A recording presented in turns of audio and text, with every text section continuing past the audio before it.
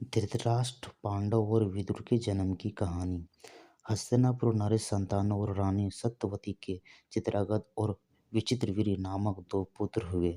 संतानों का स्वर्गवास चित्रांगद और विचित्रवीर्य के बाल्यकाल में ही हो गया था, इसलिए उनका पालन पोषण भीष्म ने किया। भीष्म ने चित्रांगद के बड़े होने पर उन्हें राजगद्दी पर बैठा दिया, लेकिन कुछ ही काल में गंधर्वों से युद्ध करते हुए चित्रांगद मारा गया।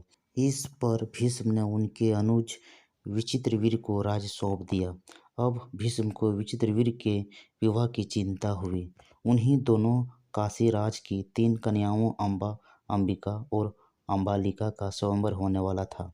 उन्हें स्वयंवर में जाकर अकेले ही भीष्म ने वहां आए समस्त राजाओं को परास्त कर दिया और तीनों कन्याओं का हरण करके हस्तिनापुर ले आए।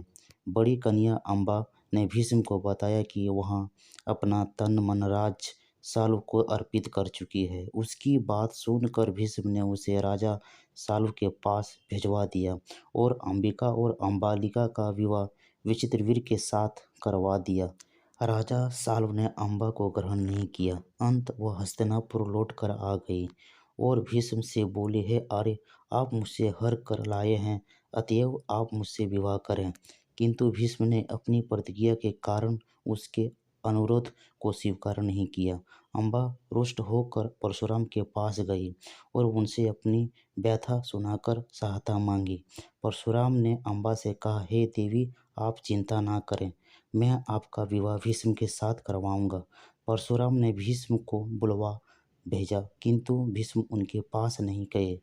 इस पर क्रोधित होकर परशुराम भीष्म के पास पहुंचे और दोनों वीरों में भयानक युद्ध छिड़ गया। दोनों ही अभूतपूर्व योद्धा थे, इसलिए हार जीत का फैसला नहीं हो सका। आखिर देवताओं ने हस्तक्षेप करके इस युद्ध को बंद करवा दिया। अंबा निराश होकर वन में तपस्या करने चले गई।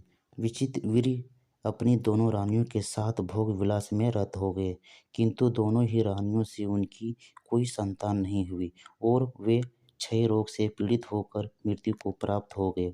अब कुल नाश होने के भय से माता सत्यवती ने एक दिन भीष्म से कहा, पुत्र, इस वंश को नष्ट होने से बचाने के लिए मेरी आज्ञा है कि तुम इन दोनों रानियों से पुत्र उत्पन्न करो।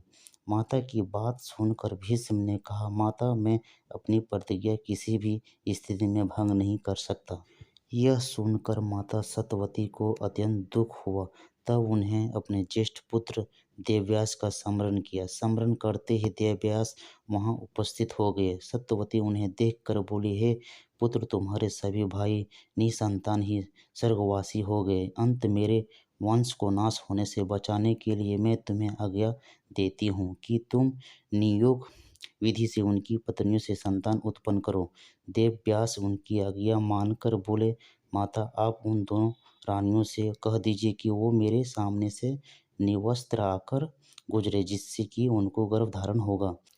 सबसे पहले बड़ी रानी अंबिका और फिर छोटी रानी अंबालिका गई, पर अंबिका ने उनके तेज से डर कर अपने नेत्र बंद कर लिए, जबकि अंबालिका देवव्यास को देखकर भय से पीली पड़ गई। देवव्यास लौटकर माता से बोले, माता, अंबिका का बड़ा तेजस्वी पुत्र होगा, किंतु नेत्र बंद करने के दोष के कारण वह अंधा होगा, जबकि अंबालिका के गर्भ से पांडु रोग से ग्रसित पुत्र पैदा होगा। यह जानकर इससे माता सत्यवती ने बड़ी रानी अंबिका को पुनः देवव्यास के पास जाने का आदेश दिया।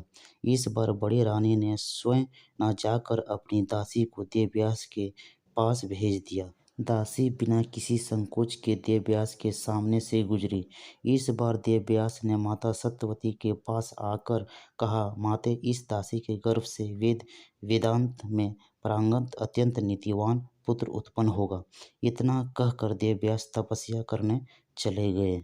समय आने पर अंबिका के गर्भ से जन्मांध धृतराष्ट्र, अंबालिका के गर्भ से पांडु, रोग से ग्रसित पांडु तथा दासी के गर्भ से धर्मात्मा विदुर का जन्म हुआ।